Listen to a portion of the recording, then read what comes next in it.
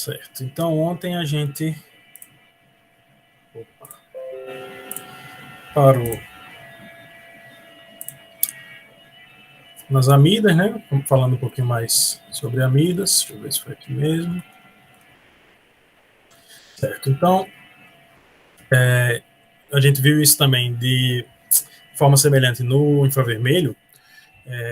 Eu posso ter amidas primárias, secundárias ou terciárias, a depender de quantos hidrogênios estão ligados às amidas, né?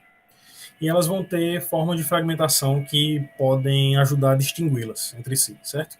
Então, para amidas primárias, eu tenho a quebra com a saída do radical ligado à carbonila, certo? Formando o íon de razão massa carga 44, característico de amidas primárias. Quando eu tenho cadeias mais longas, aí eu tenho a possibilidade também de rearranjo de McLaughlin, certo? Para amidas primárias, novamente eu vou ter um íon característico, que é o 59. Razão massa carga 59. Quando eu tiver amidas secundárias ou terciárias, eu posso, e elas tiverem cadeias longas o suficiente, eu posso ter rearranjo de McLaughlin do lado do nitrogênio também, certo?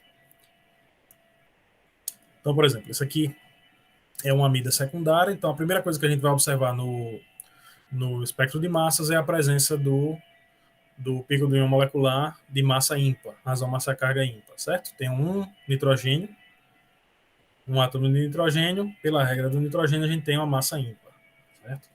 E aí essa amostra aqui é um produto de síntese, eu tenho essa amida secundária, e aí a gente, a partir do íon molecular, razão massa carga 171, a gente consegue determinar os principais fragmentos aqui presentes.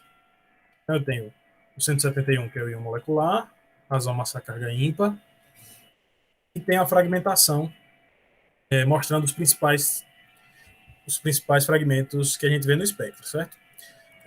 Opa, eu pensei que eu tinha colocado a fragmentação em si.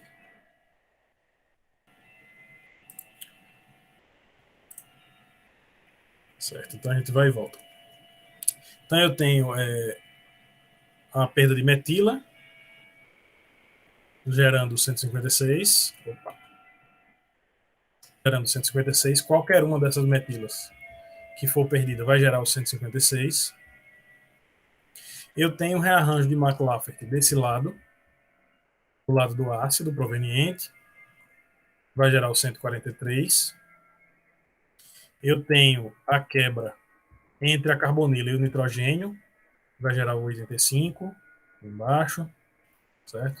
E eu tenho o íon, o pico base, que é o 57, que ele pode ser gerado tanto por essa quebra aqui, a carbonila ao carbono alfa, como por essa quebra aqui, entre o carbono alfa e o beta ao nitrogênio, gerando 57. Certo? Então a gente consegue justificar com o espectro, com base no espectro e na estrutura do composto que a gente está estudando, toda a fragmentação. E consegue identificar a molécula. Nesse caso aqui, como é um composto sintético, né? Então eu já esperava, já sabia o que eu pretendia sintetizar e eu ia confirmar a eficiência, né, a eficácia dessa síntese através da espectrometria de massas. Bom, então, continuando com compostos nitrogenados, quando eu tenho ligação tripla entre carbono e nitrogênio, normalmente eu tenho um pico do íon molecular bastante fraco ou ausente. Quanto maior a cadeia, mais fácil dele não estar presente. Eu tenho a perda, de hidrogênio, também muito favorecida, para a formação desse tipo de íon aqui, com C entre duas duplas, parecido com um ceteno. E eu posso ter também o rearranjo de McLaughlin, certo? Apesar dessa ligação aqui ser plana, se eu tiver uma cadeia longa o suficiente, eu ainda posso ter o rearranjo de McLaughlin. Então, aqui, com uma nitrila, eu tenho o íon molecular de baixa intensidade, o M-1, saída de radical hidrogênio intenso, certo? E eu tenho também a possibilidade de rearranjo de McLaughlin de forma semelhante ao que a gente veria se isso aqui fosse uma carbonila, certo? E aí eu vou formar o íon de razão massa carga 41. pico base, vocês veem que para todas as espécies onde esse tipo de rearranjo é possível, ele é, se não o pico mais intenso do espectro, mas é um dos mais intensos, certo? Se ele não for o pico base, ele vai ser um dos mais intensos. Aqui a gente tem uma nitrila onde o grupo ciano está ligado ao anel aromático, como para todos os compostos aromáticos que a gente viu até aqui, pico do íon molecular de alta intensidade, certo? Saída de HCN, saída do grupo ciano e de ácido cianídrico, mas ainda assim em bem menor quantidade do que o íon molecular, certo? Para compostos aromáticos, íon molecular de alta intensidade sempre é aquilo que a gente espera. Bom, para compostos nitro, a saída do grupo nitro ela é muito favorecida. Então, o íon molecular normalmente está ausente, e quando eu tenho nitroalcanos, por exemplo, é muito difícil quando eu tenho cadeias longas principalmente, e observar uma fragmentação que não seja a da cadeia alquílica, certo? Além dos fragmentos da cadeia carbônica, eu vou observar o fragmento do grupo nitroso, certo? Então, a saída, a formação do íon, tanto NO como NO2. Então, eu vou observar esses dois fragmentos no espectro e, além disso, a saída deles. Então, ó, eu tenho nitropropano, íon molecular ausente, eu não observo o íon molecular, e a fragmentação principal vai ser saída de NO2, aliás, saída de NO2, o fragmento do NO2 também aparece aqui, e o restante é fragmentação da cadeia carbônica. Eu vejo tanto o grupo NO2 como o grupo NO, e no mais, fragmentação da cadeia carbônica. A grupo nitro ligado a anel aromático, íon molecular de alta intensidade, se eu comparar um composto aromático com um alifático, o alifático ele praticamente não existe, o aromático ele tem uma intensidade bem relevante. Então eu tenho íon molecular de alta intensidade, tenho a saída de NO, a saída de NO2, e eu vou observar pequenininho lá no começo do espectro, o 46 e o 30, certo? Além disso, eu tenho também a saída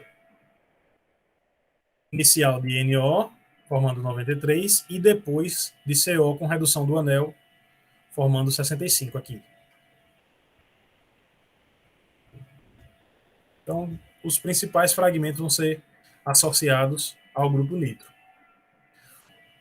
O cátion benzílico aqui fenílico com a saída do NO2, depois eu tenho a saída de um grupo etino, ficando com um anel de 4 membros. Razão massa carga 51, certo? Para compostos cíclicos, mesmo os aromáticos, é bem comum ver essa redução de anel. Como eu tenho o grupo nitro, essa redução fica mais favorecida, né? Em compostos aromáticos sem a presença do nitro, isso aqui vai ficar muito menos povoado.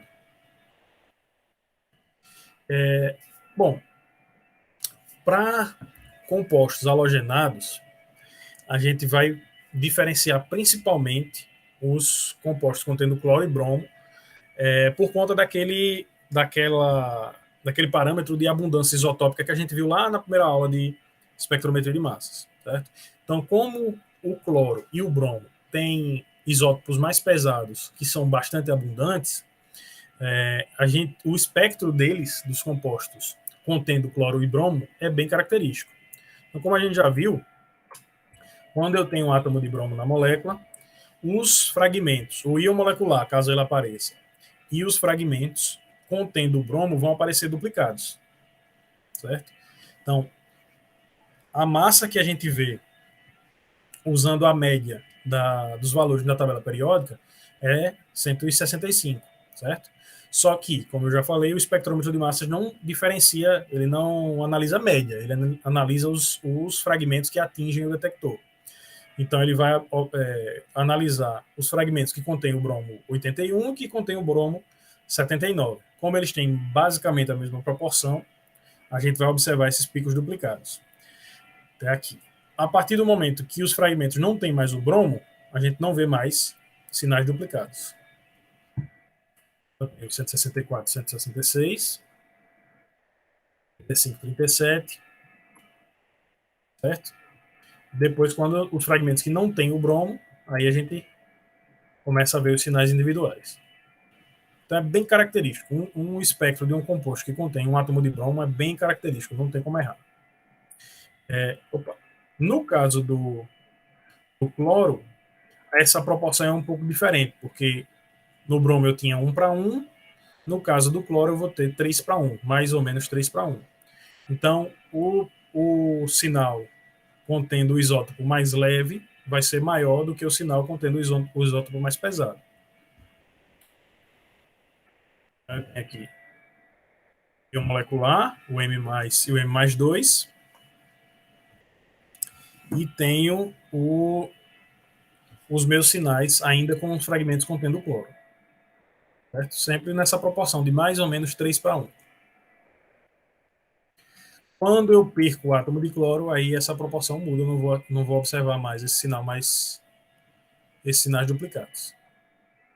Para haletos, é muito comum esse tipo de fragmentação, com a saída de um ácido, então ácido clorídrico ou ácido bromídrico, como molécula neutra, a formação de um alceno, manutenção da natureza de cátion radical.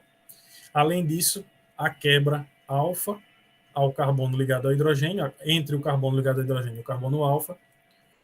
De novo, eu tenho a saída de um radical, só que agora essa carga é estabilizada pelos elétrons livres do halogênio. Além disso, eu tenho também a possibilidade de formação de um ciclo, onde a carga fica localizada também no halogênio. Certo? Então, quando eu tenho uma cadeia carbônica mais longa ligada ao halogênio, eu tenho a possibilidade de formar esse anel de 5 ou de 6 membros com a saída de um radical. Se eu tiver mais de um átomo de cloro ou mais de um átomo de bromo, então essa multiplicidade de sinal ela fica um pouco mais complicada. Então, vejam agora, no caso do dicloro metano, eu tenho 2 átomos de cloro e eu tenho a possibilidade agora de ter, tanto na mesma molécula, eu posso ter 2 cloros 81, 2 cloros 79 ou 1 cloro 79 e 1 81. Oh, eu confundi com bromo, desculpa. Eu posso ter um cloro 35, um cloro 37, os dois 37, os dois 35, então eu tenho essa maior complexidade agora do sinal. Então eu tenho, além do M+2, eu tenho o M+4, que é quando eu tenho os 2 cloros mais pesados, né, os dois 37, e aí eu vou observar o íon molecular mais leve, onde eu tenho os 2 isótopos 35, o íon molecular mais pesado, quando eu tenho os dois 37, e o M+2, quando eu tenho ou um 35, e um 35 e um 37. Tanto faz a ordem, né? Não vai fazer diferença a ordem. No caso do bromo, isso também acontece, só que como a proporção entre o bromo 79 e 81 é quase igual, então eu vou ter esse pico central, esse sinal aqui no meio, maior do que os demais. Então, eu tenho de novo M+2 e M+4, só que a feição do sinal é diferente, né? De novo, eu posso ter bromo 79 ou 81, qualquer um dos dois. Esse é o caso. Eu tenho M+2. Quando eu tenho os dois mais pesados, eu tenho M+4. Quando eu tenho os dois mais leves, eu tenho o 172 aqui. E aí, quando eu tenho mistura de cloro e bromo, quando eu tenho átomos de cloro e de bromo na mesma molécula, aí é que esse sinal fica mais complicado, certo? A gente consegue determinar calculando a proporção entre esses sinais.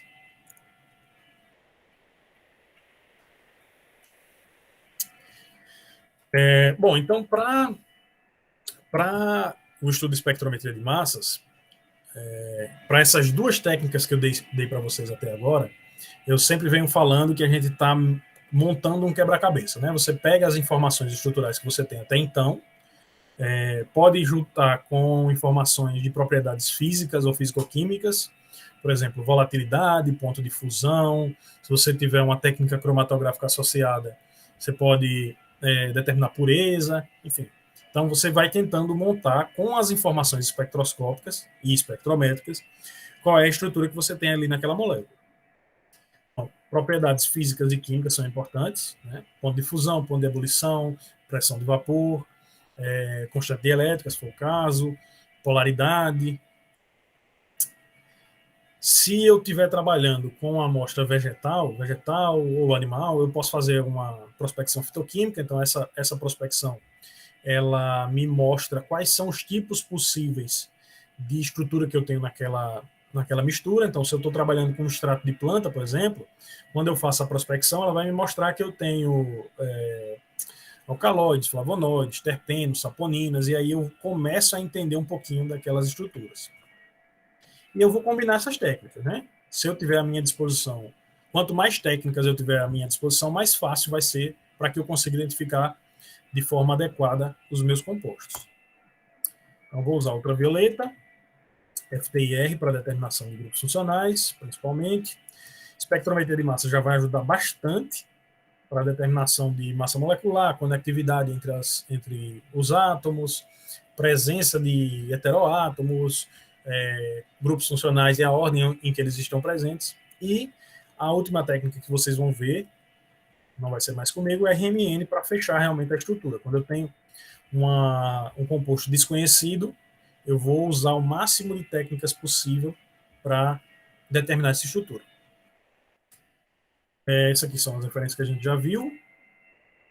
E é mais ou menos isso que a gente vê na parte de espectrometria de massas para essa disciplina. Eu foquei, como eu falei para vocês, eu foquei em ionização eletrônica, certo? Se vocês forem trabalhar com moléculas não voláteis, moléculas fixas, vocês vão usar aquelas outras ionizações que eu mostrei na primeira aula, né? Pode ser, as mais comuns são eletrospray e MALDI, mas você tem outras, ionização à pressão atmosférica, nanoeletrospray, você tem uma gama de possibilidades, né? O tipo de técnica que você vai usar vai depender das suas condições, né? Da disponibilidade dos equipamentos no laboratório e da natureza da amostra, certo? Não adianta você tentar fazer análise, por exemplo, por eletrospray de uma amostra de hidrocarbonetos de baixa massa molecular, por exemplo. É muito mais útil usar ionização eletrônica. Da mesma forma, se eu quiser analisar proteína, eu não vou conseguir fazer por ionização eletrônica, tem que ser por MALDI ou por eletrospray. Então, você vai ter que escolher essas amostras. Certo? Então, esse é o finalzinho dessa parte de espectrometria de massa. Vocês têm dúvidas? Querem perguntar alguma coisa? Conseguiram já começar a resolver as questões?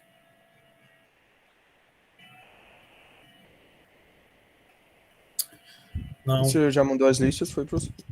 Eu acredito que deixa eu ver. Eu lembro de ter mandado. Deixa eu só conferir aqui, ver se eu não esqueci. Mandou as listas. Mandei 2 listas de massas. Depois não é para entregar hoje não, né? Mas assim, se alguém já tiver alguma dúvida sobre elas, tá, beleza. Deixa eu parar aqui a gravação. Elas são pro dia da prova, né, no caso. É para semana que vem.